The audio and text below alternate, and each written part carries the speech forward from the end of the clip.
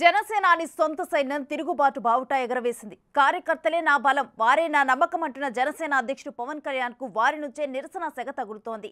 ఆంధ్ర రాష్ట్ర భవిష్యత్తు కోసం జగన్ పాలనకు ఫుల్ స్టాప్ పెట్టడానికి పొత్తు అవసరమని పవన్ చెబుతున్నా తమకు సీటే ముఖ్యమని కొంతమంది నేతలు రోడ్డెక్కుతున్నారు.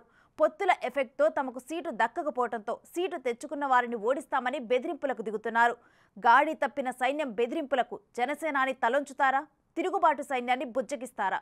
ఎదురు తిరిగిన జన సైనికులతో కూటమికి నష్టం జరుగుతుందా?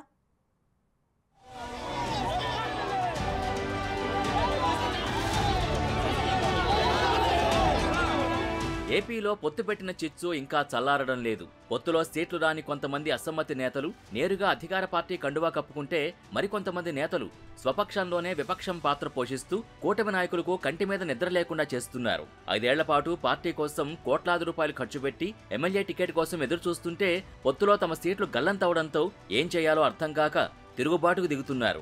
3 పార్టీల్లోనూ ఈ పరిస్థితి కనిపిస్తోంది. ఉమ్మడి పశ్చిమ గోదావరి జిల్లా తణుకు నియోజకవర్గంలో మొట్టమొదటి ఎన్నికల ప్రచార సభకు హాజరైన జనసేనాని పవన్ కళ్యాణ్, టీడీపీ జాతీయ అధ్యక్షుడు చంద్రబాబుకి నిరసనలతో స్వాగతం పలికారు జనసేన పార్టీ అసమ్మతి నేతలు. తణుకు నియోజకవర్గంలో వారాహి యాత్ర సందర్భంగా అక్కడి జనసేన పార్టీ ఇన్ఛార్జ్ విడివాడ రామచంద్రరావు లాంటి నీతి నిజాయితీ గల నాయకులు అసెంబ్లీలో ఉండాలంటూ తణుకు జనసేన పార్టీ అభ్యర్థిగా ఆయన్ని ప్రకటించారు పవన్ కళ్యాణ్.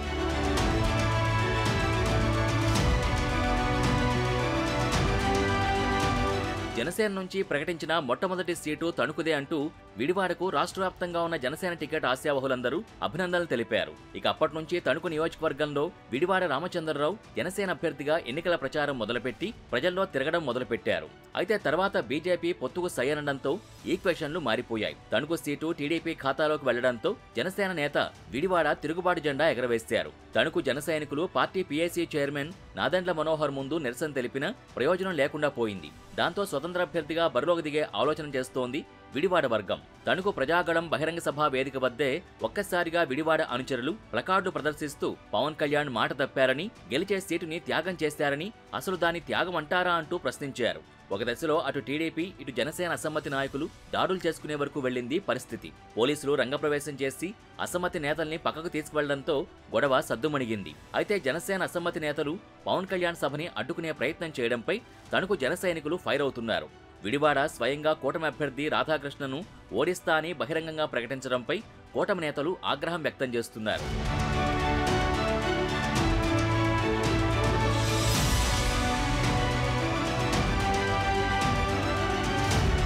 విడివాడకు సీటు రానందుకు తమకు బాధగానే ఉన్న కూటమి అగ్రనాయకుల్ని తప్పుపట్టడం, కూటమి నేతల నిర్ణయానికి వ్యతిరేకంగా పనిచేయడం సరికాదంటూ ఆయనకు దూరం జరుగుతున్నారు జన సైనికులు. పవన్ కళ్యాణ్ తన సొంత అన్న నాగబాబుకి సైతం పొత్తుల లెక్కలతో సీట్ ఇప్పించుకోలేకపోయారని, పొత్తు ధర్మం పాటించాలని ప్రాధేయపడ్డ విడివాడ వర్గం శాంతించటం లేదు. పొత్తు ధర్మాన్ని పాటించాలని టీడీపీ, జనసేన, బీజేపీ నాయకులకి చంద్రబాబు విజ్ఞప్తి చేసినా సీటు రాని బాధ అసమ్మతి నేతల్ని నిద్రపోనివ్వడం లేదు. తణుకు నియోజకవర్గంలో 2019 ఎన్నికల్లో టీడీపీ అభ్యర్థిగా పోటీ చేసిన రాధాకృష్ణ స్వల్ప ఓట్ల తేడాతో మంత్రి కారుమూరుపై ఓడిపోయారు. ఇప్పుడు పొత్తులో 3 పార్టీల బలంతో రాధాకృష్ణ విజయం నల్లేరు మీద నడకే అని కూటమి నాయకులు భావిస్తున్నారు.